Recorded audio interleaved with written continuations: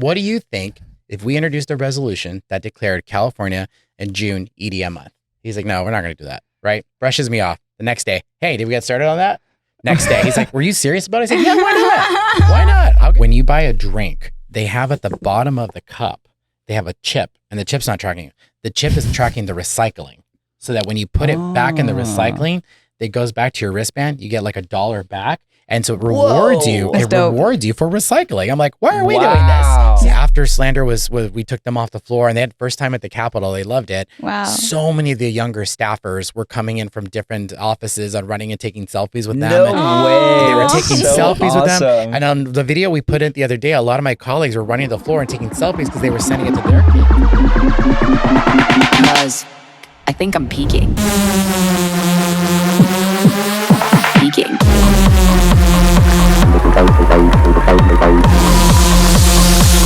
All right, welcome back to the I'm Peaking podcast. Question of the day today is, what does PLUR mean to you? You guys want to go ahead? Ladies first. Yeah. Oh shit, I didn't think about this one. Well, okay. So I think PLUR is first off something that's on the dance floor and off the dance floor. And it's just designed to keep us all safe. Should we start first with like what the literal definition of PLUR is? Yeah. So like peace, Love, unity, unity, respect. respect. And we also say that there is an extra R, a silent R, if you will, that stands for responsibility. Some little history behind it. Yeah. Peace, love, unity. It was a movement. Frankie Bones created the movement. And then when a fight broke out, they needed to add the extra R for peace, love, unity, respect. And then now here we are, because EDM has gone mainstream, global, however you call it. The additional R of responsibility was added on because there's just more people. So we need to have, it needs to be more direct of like what exactly the ethos stands for. Yeah, nice. Exactly. Mark, do you want to? Well, I think every day I wake up with PLUR. I think you got to wake up every day happy, positive, going to start the day and make sure that peace, love, unity, respect, plus, I'll call it that, or R square, are ready to go. I mean, I think, look, every day it's just, my Mondays, I start off taking a flight to Sacramento. I have to get up at 4:30 in the morning, land, and then the day just starts from there. And, legislating for people that I'll never meet. And I got to walk in with that positive attitude and understand what the people elected me to do. And if I got to wake up, and legislate on PLUR, I'll do it. Yeah.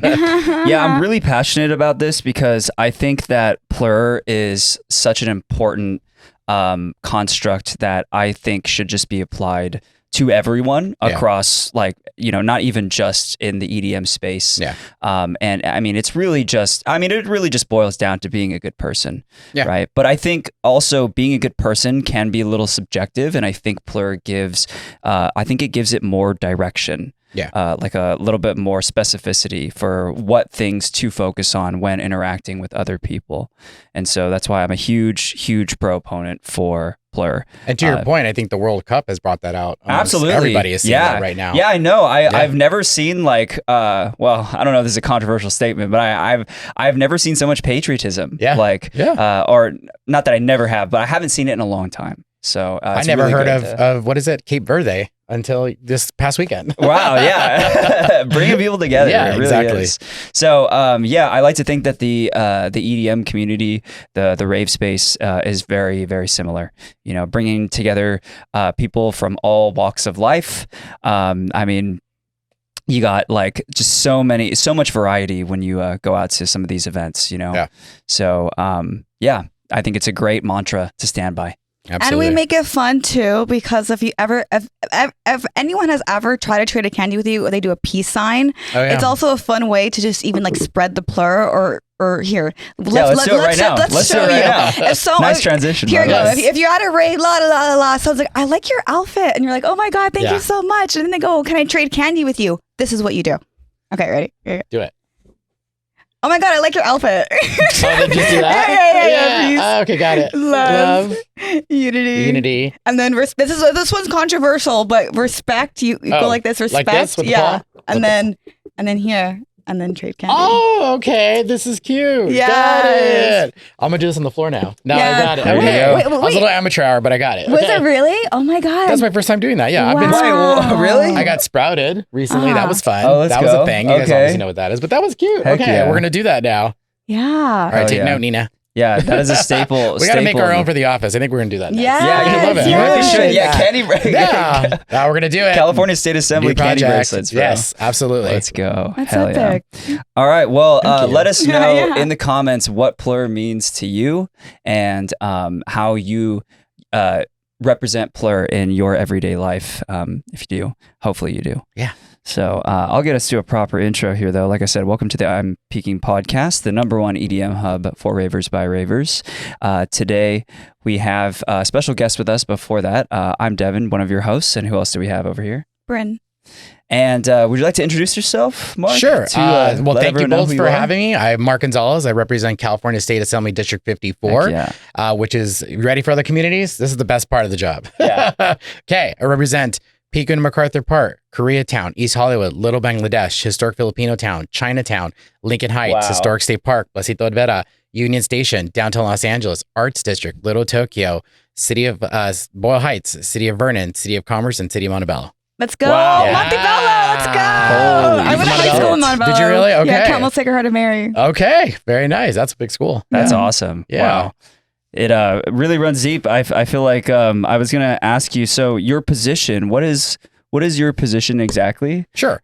So I'm one of 80 assembly members. We are elected every 2 years. I serve as a majority whip, so that can mean a lot. But it's making sure that our colleagues fall in line and we have the votes that we have to get together in that. But I've worked in this district for now going on 17 years. Nice. 5 years as a senior field rep for Speaker John Perez, and 10 years for my predecessor Miguel Santiago. And now to these last 2 years, I've been officially elected, and it's been fun. You get to write a lot of policies.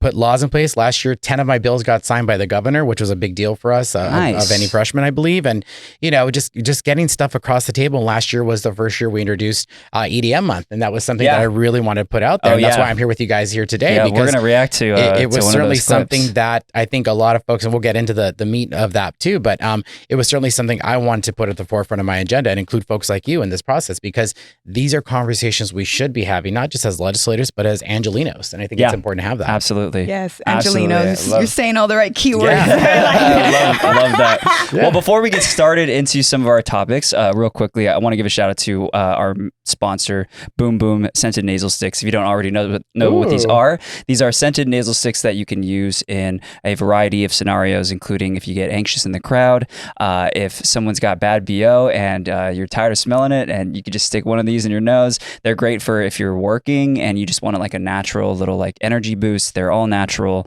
They're essential scented oils. Yeah, essential oils. Do you want to try? Yeah. Would you like to try We get one? them at Clean You don't have to Labs. stick it in your nose, but you could just if you just stick it in front of it, you can smell it. I love these. Yeah. I just got in. A friend of mine just got me into these. Oh, So really? Now I'm going to have some Boom Boom. Take it with me. Let's go. Yeah. Yes. I'm going to take that one. Yeah, We'll talk later. We'll get We'll get you a can fresh have one. Yeah, we'll Yeah. get you. Yeah. Oh, this is cool. Exactly. Well, thank you, Boom Boom. Appreciate it. So definitely go and check some out. If you want to, you can go over to their website and use code I'm Peaking to save yourself some money on some, or you can grab some over on our TikTok shop. Or if you're in a rush, you can actually go and pick one up at your local CVS, Walmart, or Target. Oh, nice. Yeah. Or I'm going to take one with me. Yeah, you will. Yeah, exactly.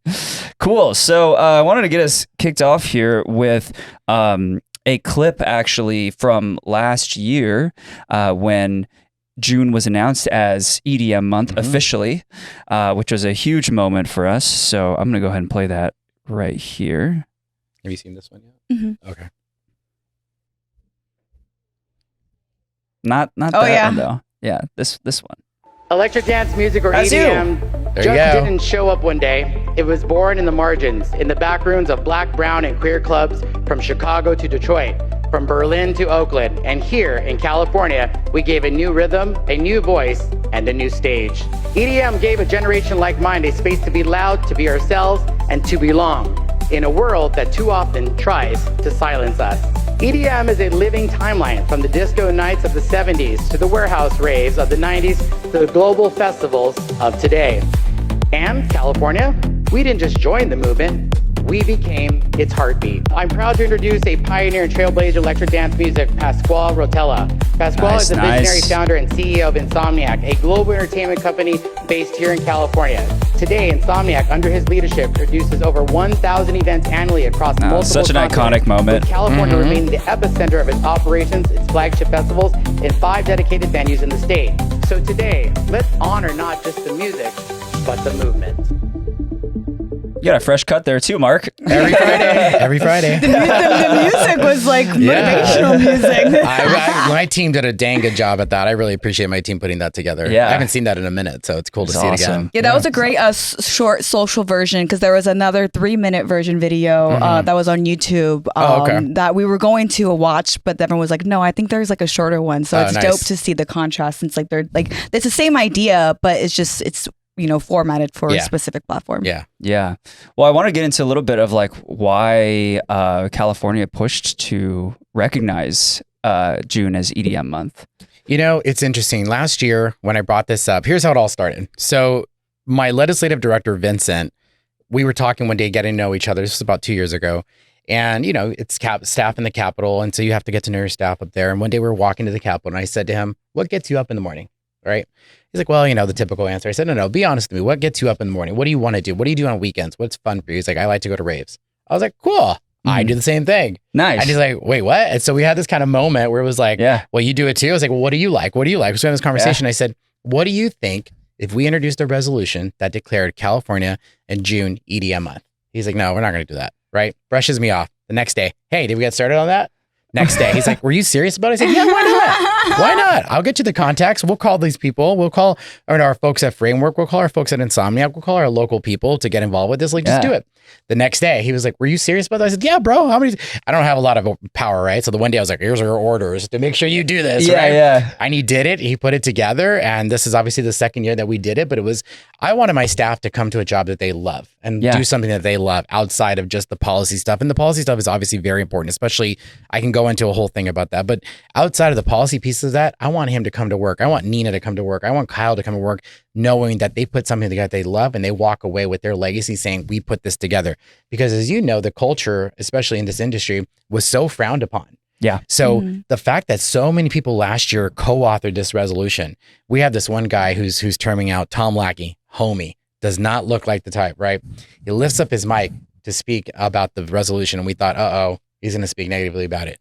He says, in fact, I love this music. I listen to it every day. Oh my He's God. a former CHP officer, Republican legislature, represents Lancaster, Palmdale area. Yeah. One of the coolest guys. We'll be sitting at the airport together. He hands me his earphones and says, have you heard of this fella? And I'm like, who's this? He's like listening to John Summit. Yeah. Or he's listening to Yeah. Alesso. And I'm like, don't ever judge a book by its cover. And then other colleagues of mine from across the aisle were like, hey, I've been to EDC like 30 times in my life. Yeah. And I'm like, what? So all these people are coming out of the EDM closet and like telling us how much they love it. And so I think it's literally how we started the show with PLUR. Yeah. It's literally bringing, folks from across the aisle into the same dialogue and the same conversation. So folks expect it now. It's the second year in a row where we did this and it wasn't just about, music, which is what it is, but there's a lot of jobs that come with putting this together. And so, if I've had, I mentioned to you guys, just other folks, if I can, Spotify reached out, we had Live Nation reached out. So many folks have reached out because they're like, this is becoming a movement and this is becoming something that people love to do and enjoy.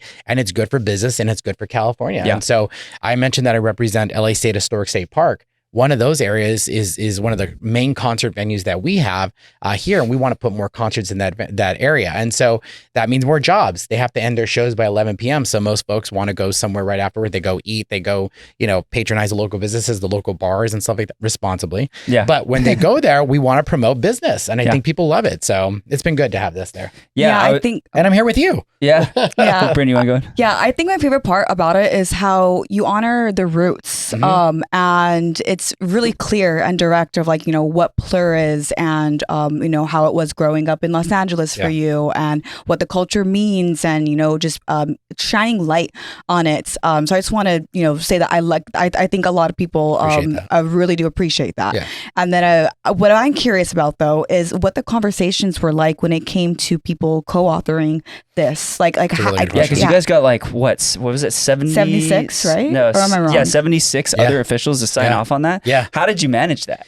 You know what? I had conversations with people in advance. They were surprised that we were doing it. But like I said, I think that people you would never expect everybody loves music, right? Music is universal. Like whether they're going to the gym to listen to this type of music or whether they're in their car, I do it as a way of just kind of like releasing, but just also chilling. Like I did that on the way here. Yeah. You know, I'm like exhausted from the Mexico game the night before, but it was still fun. And this kind of music pumps me up. It gets me ready for the day. It gets me good ideas. And I think a lot of my colleagues share in that same feeling and sentiment as well. I mean, we've got so much going on. All of us have so much going on in our lives, but this was the type of moment for us where people felt like this was common, this was universal, this was bipartisan support, and people can get behind it, not just because of what it stands for, but to your point, where it came from, where this movement came from. We honor and recognize movements all the time in Sacramento. And this was just another piece of why we should elevate and highlight it and how far we've come, because, you know, over 10 years ago, this was something they were trying to shut down.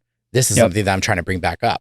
So I want to note something too, because just real quickly, you mentioned also just kind of like, I think everyone can relate to having that moment where they meet someone or maybe they've known someone and then they kind of discover, oh, hey, we're both into like this kind of music. Oh, who do you like? Who do you like? And I think that's a really, really cool moment that a lot of people can probably relate to out there, whether it's like meeting people at their job or like, for example, my dad, I don't know when this happened, but he like got really into like deep house. Okay.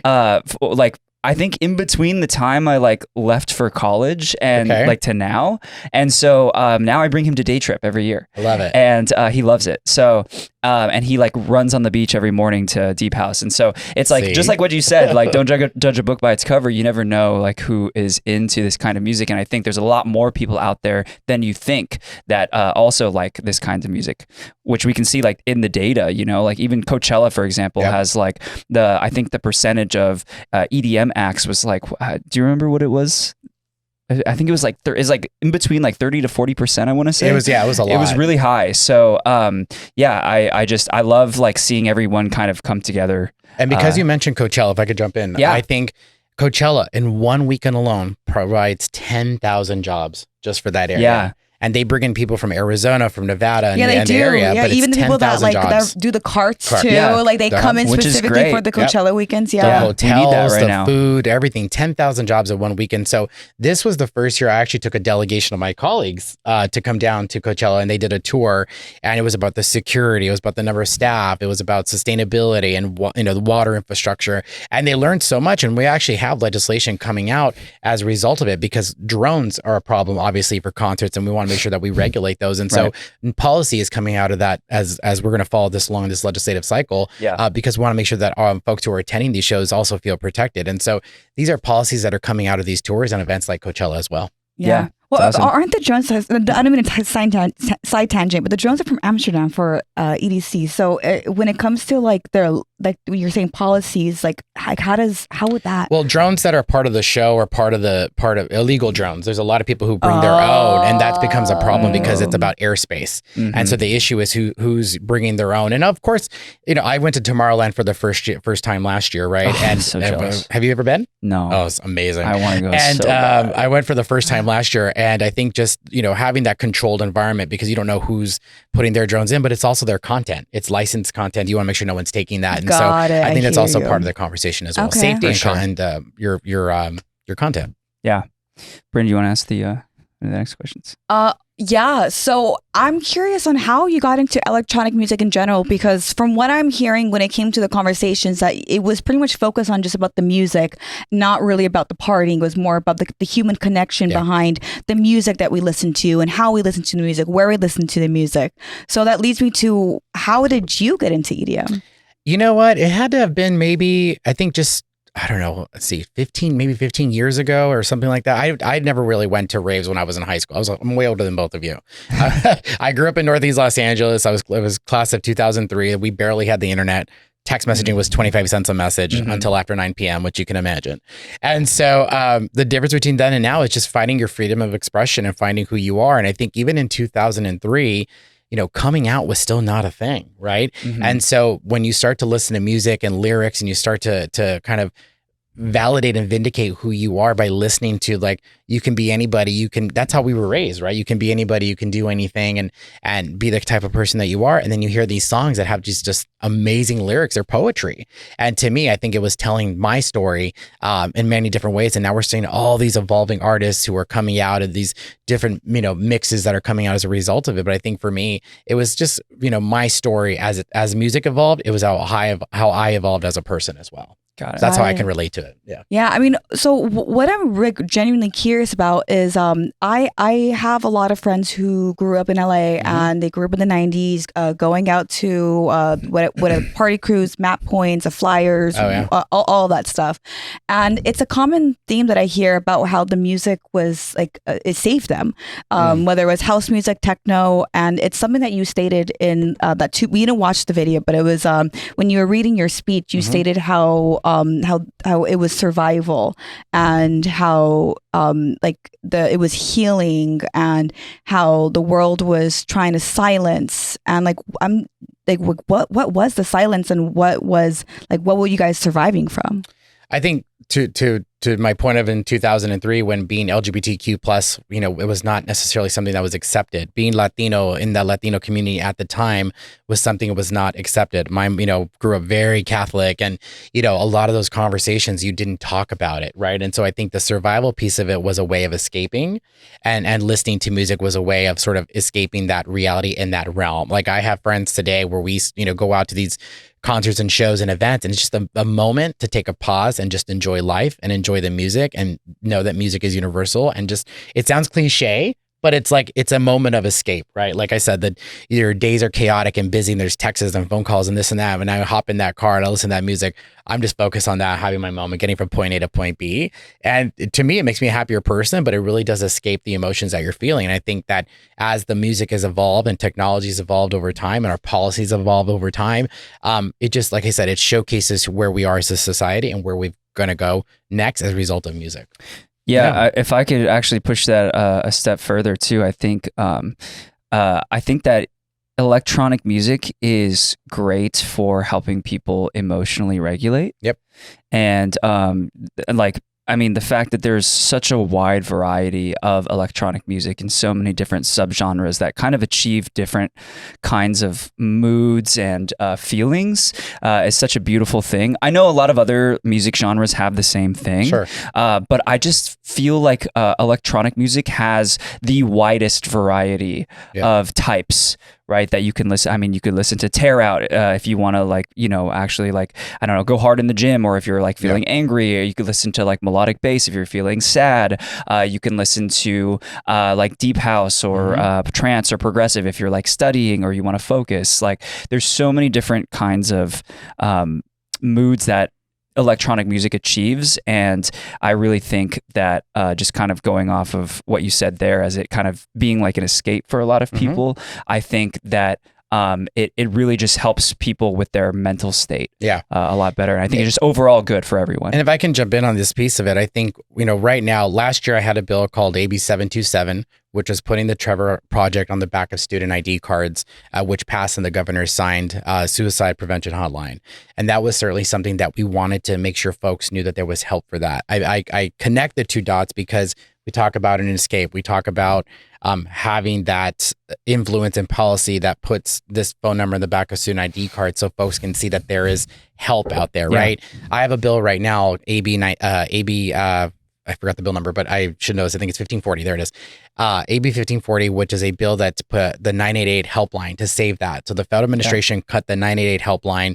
And so we're trying to restore the funding, restore the helpline here in California so that folks don't feel like they're alone. They can press 988, press 3, and it's somebody that they can talk to, a counselor who will prevent them from taking their life. That's very important to your point about needing that moment, freedom of expression, freedom to, and something that's not going to judge them, but somebody or something, or listening to an artist, even an artist that's not from Los Angeles or from California. I mean, music is so global. I mentioned to you guys that I went to Tomorrowland, and there was just seeing people from other countries and the type of technology and the type of things that they do in other places and how everyone just gets along with each other. It was great. And I think that's when they come here, going to concerts and venues here and just seeing that, it is a moment of escape. And like I said, it's poetry. And I think for people to be able to listen to that and hear it, it's not just music, it's their life. Yeah. 100%. How do people find like those resources? Like how would they know to find a hotline like that?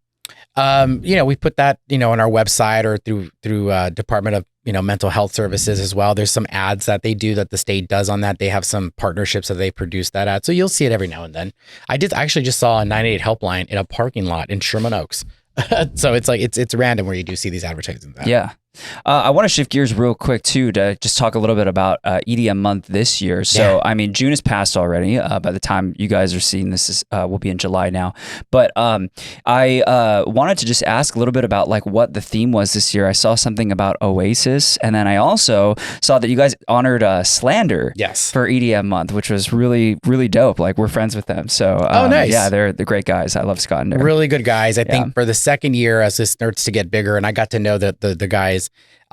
They're true Californians. They're true Southern Californians. They're true Angelinos, and they love where they come from and their families, and just learning about their backgrounds and how they met back in 2010 and learning their story and how they came together as friends and the type of music they put together, and that they travel the world, but they still are Los Angeles roots and they still know where they came from. And I think that for them, this was a big honor and a space to say that over the last 10 years, how far they have come. The goal here was to recognize them as California artists and how much they've contributed to the state, which is also really big for us to put out there as well. And so that they take these resolutions and it's a reminder of the work that they do and the music that they produce and the people that are listening, because you never know who's listening and who's watching and the lives that you're going to be able to touch. And so for us, it was an honor to recognize, those Southern California natives, ones from Arcadia, then the other ones from Manhattan Beach, but just, again, two polar opposite areas, but coming together for the same genre of music.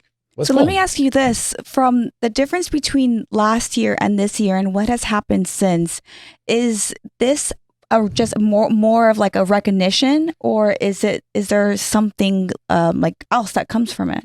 So last year was the first year, and we wanted to honor Kobe with Framework. We wanted to honor Pasquale with Insomniac, and having those two individuals come up to Sacramento to accept the award was huge for us, and bringing those two major individuals in the music space to come up and be recognized for that.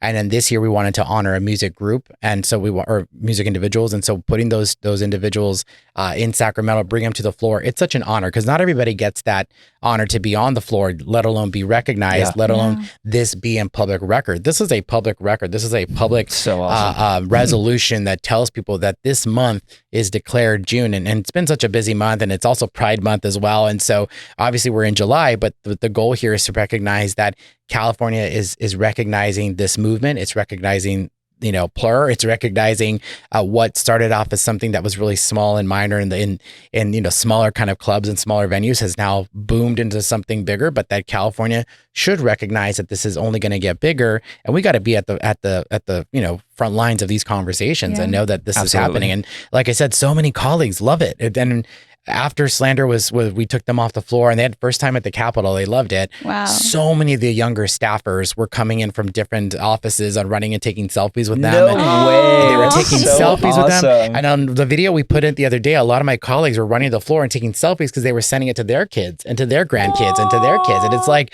this is something that they might not, some of my colleagues might not have known who they are, but certainly their families did. And they're connecting on a different level that they wouldn't have had connected before. One of my colleagues was like, I showed this to my grandson. They're like, how do you know them, Mom? And it was making them cool too. Wow. So they have such a following, but you just, like I said, you just never know, what kind of folks are out there and they're listening and they're watching, and it was really fun. I mean, music touches so many people, so it's really. I'm understanding. So awesome. It's like you're like it really is shining light, and when light is shined, it just reopens connection that people forgot was already there. Yeah, people like it now. They expect us to do it. They know me as the EDM guy. I'll take it. Let's go. I'll take it. EDM assembly member. Yeah, why not? Gonzalez. Every day I have their own soundtrack. So yeah. Heck yeah. Bryn, did you have any other questions there? I know you had a couple of things. Yeah, so Oasis. I love the theme of Oasis, and the first thing that did come to mind is how at Insomniac festivals they have the Oasis area, and I remember I did use it. It was a nocturnal 2022, and it literally was something that did help me, and it's something that I needed in that moment. And so when I see Oasis and how it's like a safe place, and I'm curious on how this year when you recognize it as Oasis, like what is it? Is it tied to that, or is it completely different? It's not tied to that specifically, but now that I have Boom Boom here, I'm going to take that with me when I go to my Oasis space. So putting those two together. But let's go. But with that, it wasn't necessarily because of Insomniac. I think that the staff collaboratively came up with this as their own theme, knowing that this is a designated space for people. Believe it or not, I am actually an introvert. It takes a lot for me to have to I would have never been able to that's what I get told that all the time. So like a spot like Oasis for me would be great to just be like, have a breather. But to my point, that's why I get in my car. I don't have my staff drive me. I just drive myself. And that's why I turn on the EDM and I call it a day and I just jam out. And then when I get out of the car, it's like, okay, let's do this. Quick shout out to End Overdose, who houses us. We're so grateful for them. And I have a question, which actually for the audience. Just got my kit. Yeah. California has made naloxone easier to get than ever before. So why don't more people carry it? California's naloxone distribution project, if you didn't already know, so the NDP provides organizations like End Overdose with tens of thousands of naloxone units each month for free community distribution. So one of California's biggest strengths right now actually is access to naloxone. However, one of California's biggest gaps is still that standardized overdose response education and training is not known by everyone. So if you're looking for a way to get educated on this, any Californian, or actually anyone in the US for that matter, can take End Overdose's free online overdose response training. And after you complete the training, you can receive free naloxone shipped directly to your home. You just have to pay for shipping.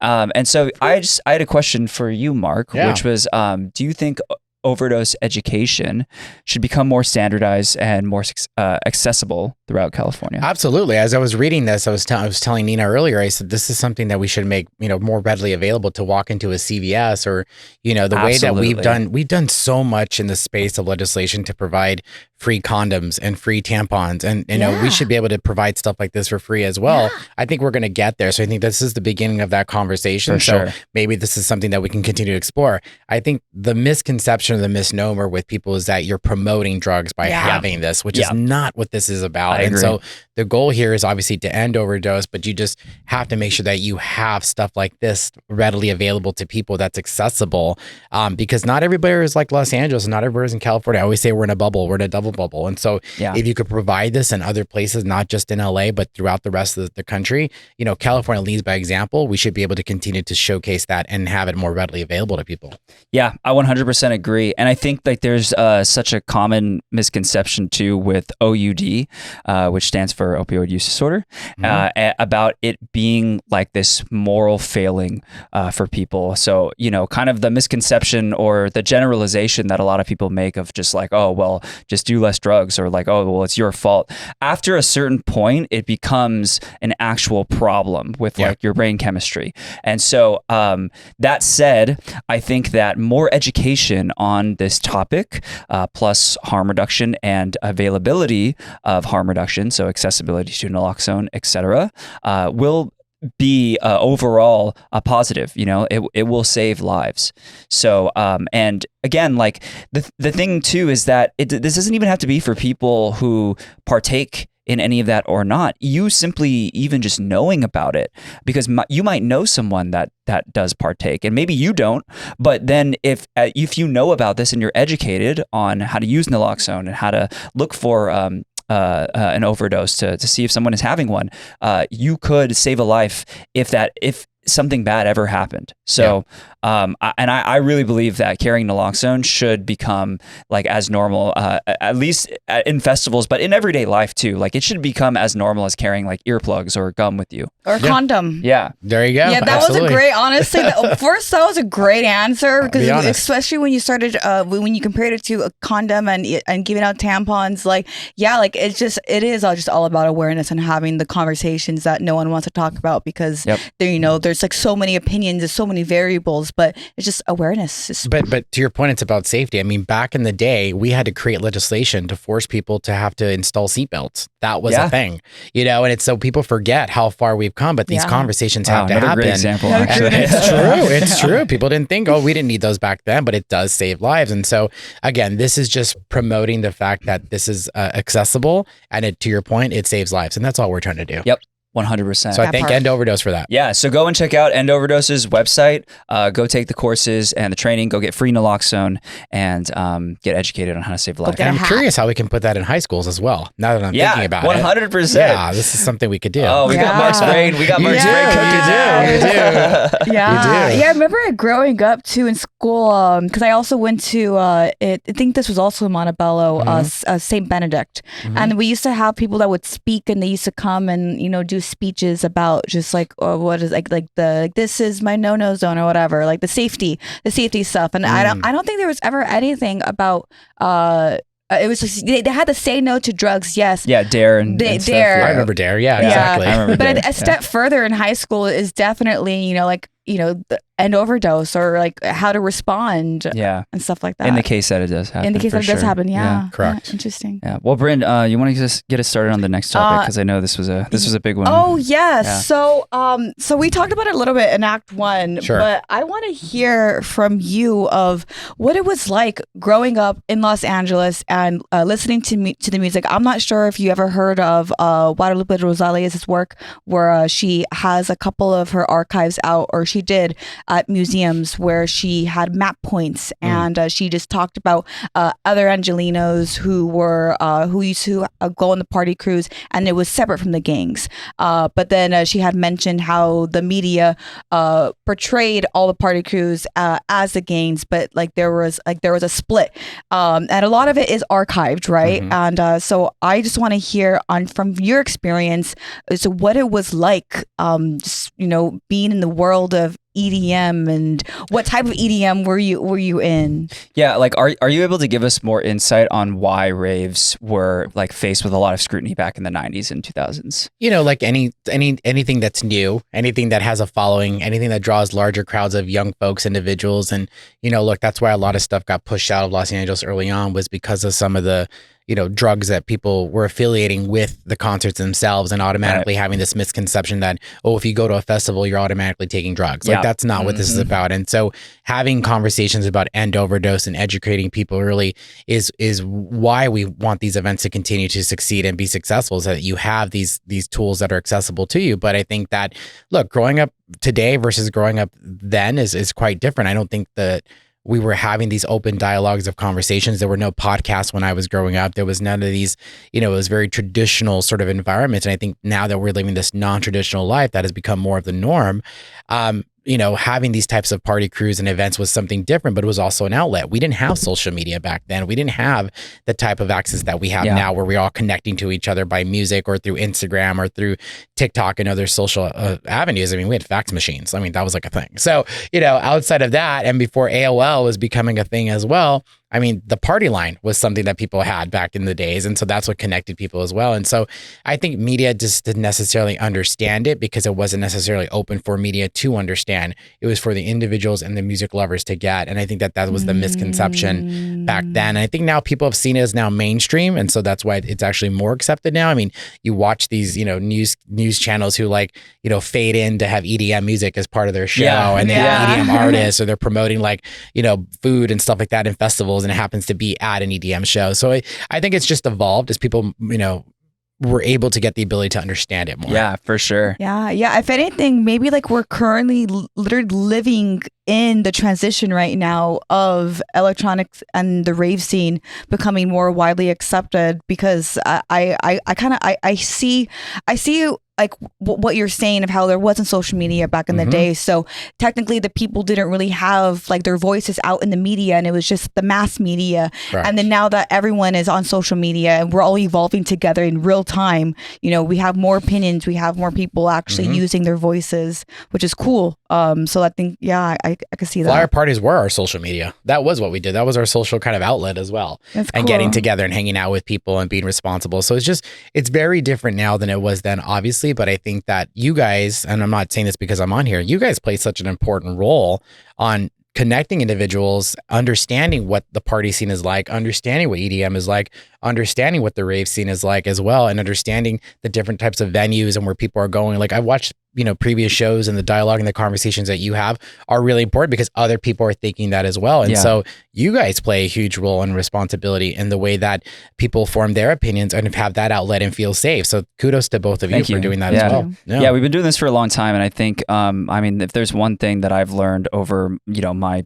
12 plus years of raving, it's just that like the community is the acceptance of the community really brings this like energy of like everything that PLUR stands for, right? And whether it's the acceptance or being responsible, looking out for your friends, having respect for others, even if they might have different ideals than you, enjoying the music together, like all of those things, like we covered already, like they bring everyone together. And so if I can provide or we can provide that education to everyone and kind of bring everyone in the same way that the scene has brought us in, that's a win for us. So. And it's just so cool because when you go to these festivals and you see people with their different kinds of flags or the different kind of things that they make to like keep their group together, it's so much fun to see that, and just the creativity that people get involved with doing that. They put a lot of time and effort into that, and it's really cool to see that. I love the creativity and just the time that even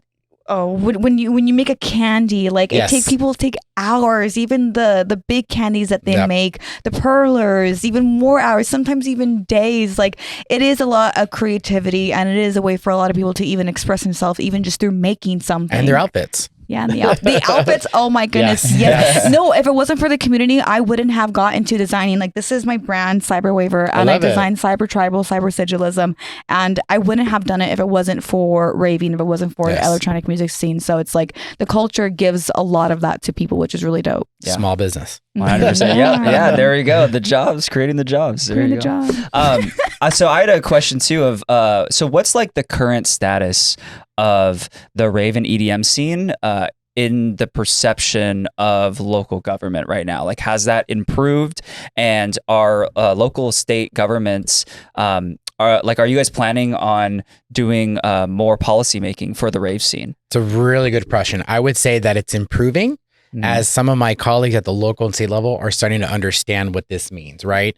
So I think for me, one of the cool parts has been the LA State Historic State Park, right? Getting them to have more events there. Like I hate to put them on blast, but like I literally was like, how many events do we have here a year? They're like, oh, you can only do 4 a year at 20,000 people. Whoa. And I said, why? Yeah. I mean, there's 52 weekends in a year. Really? Only 4? Wait, why? Yeah, wait, okay. no. So it was by some EIR, Environmental Impact Report from 2016 that basically said you can only do these many events here. And I was like, well, why? If it generates millions of dollars of local revenue for the city, what are we doing to capitalize on this? The park is a state park, and we obviously have to work with our city partners to make sure that we have, responsible, coordination between the local and the state, and making sure that folks feel safe, from the public safety officers to the police officers to the firefighters to the parking enforcement.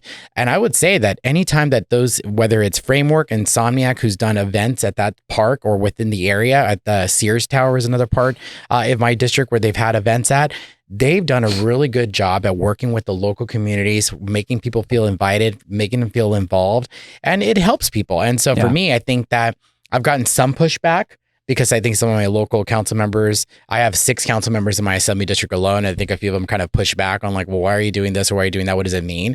And I think once I educate them on the economic impact that it has in the area, I'm going to tell you guys here first. I keep pushing my staff to say, hey, we want to have more events at this park. We want to create an MOU between Dodger Stadium to utilize the parking lot because it's empty when we're not using it there as well. So I want to create that space. And I also want to create a space where we hire a local nonprofit to do the outreach, to go into the area, to invite people to say, this is the event that's happening in this area. Traffic might be a little crazy, but I mean, who are we hiring from the local community to say, A, work at these events, and B, come to these events? Yeah. So that's kind of what I want to push. The economic perspective is such an underrated perspective. Correct. And I think Correct. a lot of people like don't realize that because like just everything that you've said like up to this point about how it helps small businesses and it provides jobs, like I think that gets overseen by so many people in the scene. Because like let's be real, like there are a lot of people who kind of look at that as like, oh, capitalism bad, like money bad, right? But like I think in this sense, like these events help bring more events in the future, help bring bigger events, better events, make the experience more enjoyable for people. And not only that, but they also help other people who are looking for jobs, who are like trying to make a buck, you know, and they provide jobs for people to do that. And security officers, stagehands. We see a number of people who are taking Metro, they're riding public transit. I mean, that's what we're promoting. And if they're taking it from Pasadena or from Long Beach, taking the blue line to the gold line or whatever they name new letters now. I don't know what they're called. But my point is that you're seeing a flux of people take public transportation, which is what we want to promote. And at the same time, they're being responsible. They're not driving. And so, you know, we're able to provide that outlet. That's my always pushback when it comes to the issues of transportation, right? Like the subway system ends at midnight, but bars are open until 2. What are we doing to mitigate that? So that's on my next agenda as well. But nice. And I love that. There's always, and like I will say, like there's always going to be hiccups like along the way. There's always going to be like new problems that arise from like, you know, making these changes. But I think they're all necessary for just the process of like refining everything until we get to a point where we got the system on lock. You know what I mean? So I think that what you guys are doing is amazing. Yeah. You know, I think it's dope as well because I think even just to talk on top of Devin, your point, I think the cherry on top of all of that is also it's just helping electronic music and the rave scene and people and the ravers even have more of an acceptance. You know, they're now like as a raver, you are now being seen because there are these economic benefits where people have jobs and this is why things are able to get passed because you know, yes, like it's helping everyone involved. But then now the raver when they're like, oh, like what about me? It's like you're being seen, you know, like by everyone. And you're not, because I know like there's a thing where it's like if you're a doctor, you're a lawyer, and you're a raver, you know, people feel afraid that, you know, there's like this misconception or stigma on ravers. But if it becomes more acceptable and, you know, people don't see EDM and raving as just drugs and it that changes, then everyone wins. Yeah. Hey, also, guess what, guys? Guess what AI can't take over? They can't take over security jobs. They can't take over like people working the booths at the festivals. They can't take over any of that stuff. Like those are jobs that only humans can work. That's right. So just saying. No, you're right. You're right. These are fair points that we have these conversations. And then you asked me earlier about, you know, what does this mean to have this resolution? That's the symbol of the resolution about the economic impact, the drivers, the people, the community, the peace, the love, the unity, the respect, the way that people are able to come together. And that's what these are events have brought. I mean, I know, like I mentioned to you again, you know, I go to Tomorrowland. I use that as a vacation time to explore a whole new city. I think people are doing that as well, exploring new countries, new cities, and learning the new environments. I think that's fun and learning new cultures. Yes. And so that is so beautiful because I remember the last 2 years I've been blessed to be able to go to ADE for Amsterdam and just experience these other rave cultures. And then you kind of see, because every culture kind of evolved differently in the rave scene. And then when you see it, then you apply it to like what you're currently doing. And it's just, it helps everyone. A quick story. When I was at Tomorrowland, and my team has heard me say this a million times, when you buy a drink, they have at the bottom of the cup, they have a chip, and the chip's not tracking you. The chip is tracking the recycling, so that when you put it back in the recycling, it goes back to your wristband. You get like $1 back. And so it rewards you. It rewards you for recycling. I'm like, why are we doing this? Sustainability for the environment. Why are we doing that? And so my team has heard me say that a million times. I'm like, why aren't we doing that here? I mean, we would want to talk about the environmental impacts that this kind of festivals have. They're doing that in Belgium, where they're literally recycling the cups and they're making sure you get paid back for it immediately. I mean, we should be doing that here. That would solve the litter problem that a lot of festivals, I think, in the U.S. struggle from. Yeah. 100%. That part. Damn. Well, So another question I wanted to ask too was like, what are like some of, or how do I say this? Yeah. What laws do you think will be passed concerning raves in the near future, if any? What laws are you guys working on currently? I think it has to do with more of the concert spaces and the venues, security, making sure that there's dollars for that. Noise ordinances issues are going to be a thing when they come up. Yeah. Obviously, traffic mitigation, transportation dollars. There's a lot of spaces that are going to be involved in that. I don't think it's going to be about regulating the business, but I will tell you that I did have a conversation with a couple of music industry folks who I also have Warner Music Group in my district as well. They weren't the ones who came to me, but other folks within that space came to me and said, we want to start something where we are having conversation about tax credits. We have the film tax credit where we get people to film here and they get tax credits for that, which is great. But why aren't we doing anything for the music industry, particularly in the entertainment music industry, where they're getting tax credits for doing business here in California? So, for example, we put this big film tax credit when you film here in Burbank or in Los Angeles, and you get the credits that you'd pay ordinarily in taxes. You get a film tax credit like that as an incentive to want to be able to film here in California. Why aren't we giving incentives to the music industry people to do festivals here in California? And why haven't we explored that? And so that's something that I think we're going to start having those conversations about, where it's like the music tax credit. Why aren't we giving industries the ability to do stuff here? I mean, a lot of my colleagues are like, we do bottle rock, we do this, we do that. But it's like, what's the incentive to keep them coming here and not going to other places just like Vegas? Like, we want to keep our business here. So what are we doing to incentivize people to keep it here? And so that's kind of something I think that we're going to start to see with music industry folks, and to see how we can get tax credits for those as well. Yes, that's so interesting. Like, I didn't even think about that with the film industry. I mean, we are in the film capital of the world, I would say. And so I would also say that LA is a central hub for music and electronic music at that as well. And so, why not make that available for everyone to keep it so that they can stay here and do their business here. We're pushing events at like the Santa Monica Pier. We're pushing events at the beaches. I think some of those are state beaches as well. And it's like, well, are we doing anything to incentivize these groups and get more artists to come out here to California? Are we doing anything for them that incentivizes them to do business here? And so I think we have to be better about that. And so that's the whole,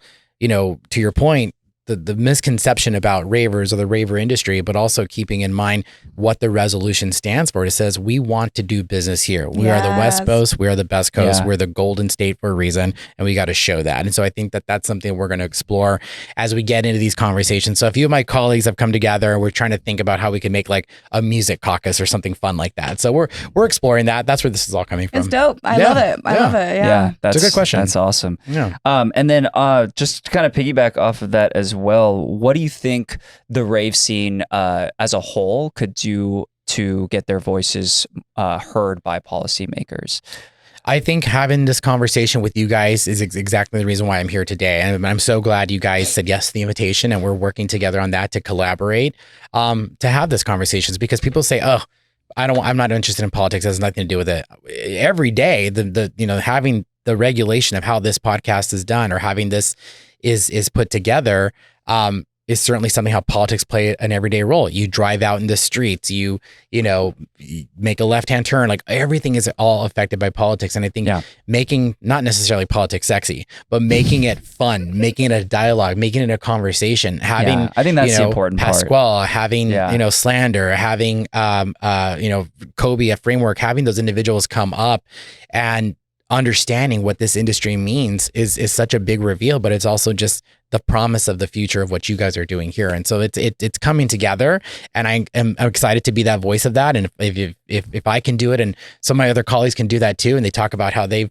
push EDM Month and they talk on the floor about what it means to them, that's exciting. And I think it's now bringing in a fold of people. I think I was telling you that I was at Chris Lake's show at the LA State Historic Park, and a couple of folks came up to me and said, oh, I voted for you. And I'm like, this is awesome. What I'm talking about. People that we wouldn't ordinarily speak to, in their living rooms are having these conversations on the dance floor. And that's what I love. Yeah. No, it's great. Yeah. Love it.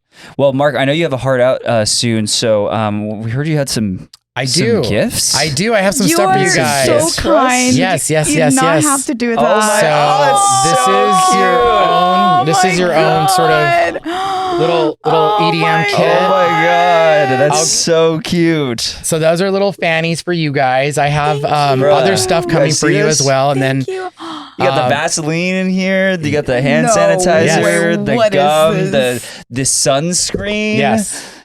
Oh my god, that's And I awesome. gotta get then you got the your yeah. I have updated stuff for you as well, but I also wanted to give you this. Whoa! So- Oh my No, god! So get outta one of the here. fun things that Get we get to outta do are present here. certificates of recognition. So I'll just read this one out loud to you and then present it again. So Jay. to I'm Peaking, this might be for Get you guys. photos. On behalf of the California State Legislature and the 54th Assembly District, I commend your squad on highlighting June 2026 as EDM Month in California. Your contributions to podcast culture and the use of your platform to discuss the social, economic, and cultural impacts of EDM has brought the community together in a creative and entertaining way. I'm honored to join the I'm Peaking podcast to celebrate EDM my Month God. and wish your squad all the best in your future Mark, you didn't have to endeavors. do that. That's So- You're so kind. Thank you so Thank much. you. Yeah, of Yeah, course. can we? Thank you. Hey, can we Wanna get some get- photos on the Yeah. That's camera? awesome. Yeah. Wow, we appreciate that. Yeah, like, of so course. Well, I much. want to recognize the work that you guys are doing, and you know, it's important. It's important.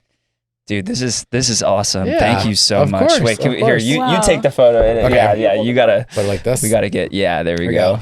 If you didn't already know, we have a Patreon. You can go and check that out. We do bonus content over there. We do priority Q&A, early access to episodes, bonus episodes where we listen to music, all that kind of good stuff. So go and check it out. It is one of the best ways to support us. Mark, thank you so much for coming on Thank you for the having me. podcast. It's been an absolute pleasure. And is there anything else that you'd like to say before we close? Peace, it out love, here? unity, respect, and responsibility. Yes. And just thank you guys. And I'm looking forward to coming back next year as we celebrate year 3 Yes, of EDM. there we go. Yes, let's do it. Thank you guys so much. If you enjoyed the episode, please leave a like and comment below what PLUR means to you. We will see you in 2 weeks. Love you guys. See ya. Bye. Bye.